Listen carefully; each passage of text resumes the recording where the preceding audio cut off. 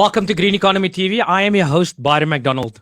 At Green Economy TV, we aspire to advance the green economy community by creating powerful, responsive, and measurable platforms that deliver unparalleled access to buyers and sellers of green economy related goods and services, and content that provides insights, intelligence on all sustainable matters. But before I go ahead, I'm gonna introduce our creator of the show, Green Economy TV. We launching on Monday, but before I speak further, Gordon Brown, I just want to bring you on and say hi. Hi, Byron. Nice to engage with you on air. So Gordon, I just want to bring you on before we do our first interview on with Kanya, I think head of responsible business at Old Mutual. I just want you to tell the viewers, why have you created Green Economy TV and what's the purpose of this though? Well, really, it's just another channel, Byron. I mean, our business in its various iterations for the past 15 years or so has been, advancing this conversation through a series of websites, e-journals, newsletters, peer-reviewed handbooks, conferences, exhibitions, regular journals, periodic publications, and so forth. And really, this is just the latest in a long string of offerings to say, let's have this conversation. These sorts of ideas have been on the planning board for many years, but like many ideas, I think these have been brought to the fore. These have been implemented almost as a consequence of the lockdown. We live in a very rapidly changing world, and the media is no different. And so moving from periodical publications, moving from print almost entirely now across to digital channels, websites, and so forth. I think to us, moving to a TV channel that can enable us to have these conversations with thought leaders, with innovators, with product developers, and project developers and investors and policymakers and all the people that work together to make the green economy. For us to have these conversations with them, to help them to get their message out there, to share things about, as I say, new products perhaps that people don't know about, or new ideas, or innovations from abroad, or innovations from the backyard. I think this is just an extension of what we've been doing for a long time. But I think perhaps a very fresh way to do it. We all know that our inboxes are now cluttered with invitations to attend webinars and virtual conferences and so forth. And I guess that content is not entirely dissimilar to the type of content we'll feature on this channel. However, for us, it's all about being live. It's about engaging audiences. It's about sharing not only talking heads, but also video content as we progress. And really, we want to reach out to everyone in the green economy and say, hey, come and participate. Send us your ideas. If you want to be interviewed, please make proposals to us. We want to hear from you. We want to talk to you. We want to share your message with anybody who will listen. And of course, just in talking about listenership and who's tuning in, well, right now, I'm guessing not too many people. These things are fresh and new.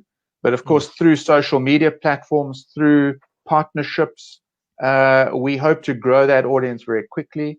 Our target is to reach, essentially the buyers of green economy goods and services in the market, and these include decision makers in large corporations, everyone from miners to industrial players to commercial entities, property companies, and so forth, but also government. Government is a massive procurer of green economy goods and services, principally through the municipalities, but also through projects that are run directly by regional and central government. So our most important target audience would consist of these decision makers that function within this green economy space. Brilliant. And the first topic that we're going to have it on is about ESG. Is that right, though? Yes, it is. And And Byron, I mean, there couldn't be a better place to start, frankly. The whole idea of the green economy is that greener and ostensibly better, higher quality products and services are offered.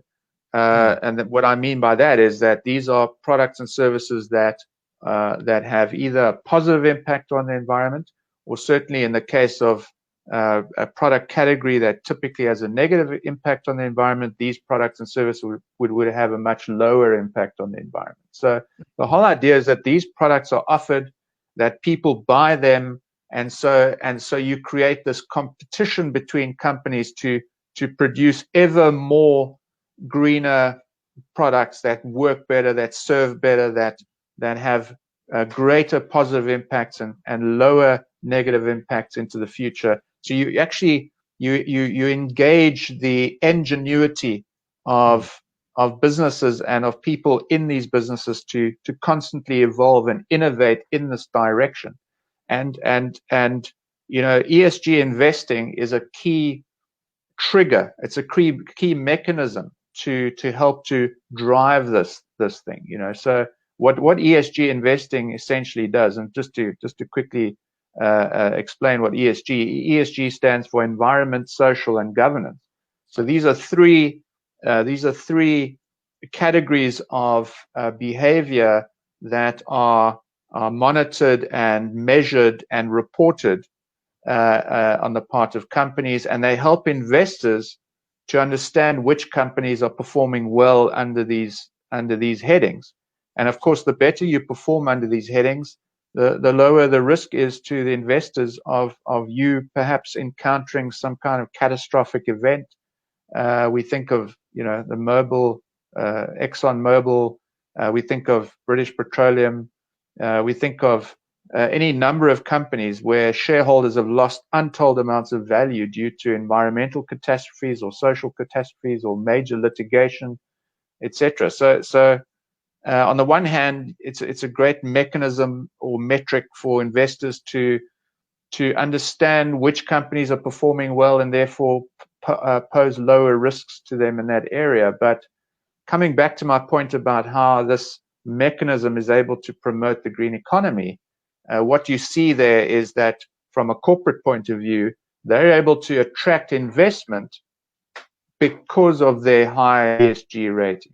So essentially what you're doing here is you're rewarding companies for their stewardship in respect of the environment, of social, and their fastidious attention to corporate governance. So these are things, this is a golden thread that has the ability to weave its way through the world, through the economy, and ultimately to drive this ingenuity towards being better as in better for the environment, better for people, and ultimately better for investors. And so so this golden thread can ultimately result in corralling the same level of ingenuity that drove the rapid development of economies through the Industrial Revolution. This same thread can be used to pull in and corral this ingenuity of among business people to improve and to be better and to grow their businesses by doing things differently, rather than just doing more. It's about doing things differently. It's about doing things better. It's about creating better jobs, better environments, better communities, and a better future for the next generations. Brilliant. And we were going off air, but before giving too much away, because we are going to discuss this topic on Monday. But we're discussing off air, and it's a no-brainer to me, myself. It's a no-brainer, because what are people looking at in the workplace? What are people looking at in life? They're looking for happiness in the end of the day. And this ESG metrics, to me, it just covers that, because it holds you responsible, and it also looks at your long-term investment to me, not at the short-term. Because yes, investing in a company that's doing well for this past 10 years, 5 years, all good, shot to that. But Long term, you can get in an unhappy place that's not governed properly, and if it's not environment friendly, it's not going to be good for your health. First of all, to me, to my understanding, and socially, people want to be in a happy environment because that grows your workplace. So that is also a return on your own investment in your company. It makes your risk so much lower. That's what my understanding. Yeah, and I agree with you, Byron. And you've touched on a very important thing, and that is this idea of long-term thinking. So many of the problems that we have in the world today, whether they're social, whether they're environmental, is a result of short-term thinking. And this is actually the fundamental definition of this notion of sustainable development. We've all heard this term used so often. What does it mean? Well, sustainable development is not radically different from development. Exactly. Right? So development is the buzzword. Developmental economics is all about, industrialize, create jobs, grow. Right? That's what development economics is all about. And it's especially pertinent to us here in the developing world because we're under so much pressure to develop because it's the thing that's going to solve all our problems. The problem with development on its own is that very often we are reactive. We respond to all proposals, some of which are not necessarily advantageous.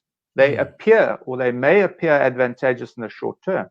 But in the long term, we realize, wait a second, we've actually made a mistake here, and then it's too late. I mean, think about investing in coal or investing in thermals at this stage, for example. What sustainable development does, it has the same objective. The objective is to grow, to create vibrant communities and economies, and to create wealth into the future. It has that same foundation, but with a caveat. It says, develop sustainably. What does that mean? It simply means, before you invest, double check, make sure that this investment is sustainable, that this investment is actually going to achieve the objective, not only in the very short term, but in the medium to long term as well. So really, sustainable development is it's not a radical idea. It's just an idea that says, wait a second, stop and check, is this actually a good investment? Is this actually the right way to go? Brilliant. Thank you, Gordon. So looking forward to Monday. I'm so excited on this new journey at Green TV. Thank you for welcoming me onto your team.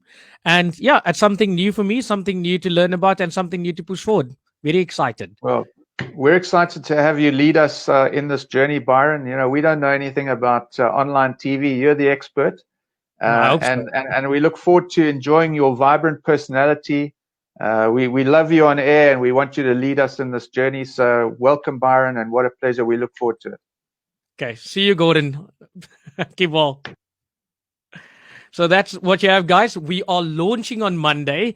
So tune in, log in, because you'll learn more about sustainability, and it's important for your future. Like we said, we're talking about risk, long-term investment, not just now. So, like we say, we provide insight and intelligence on all sustainable matters. I'm Byron McDonald, and I'm at Green TV. Love you. Bye-bye.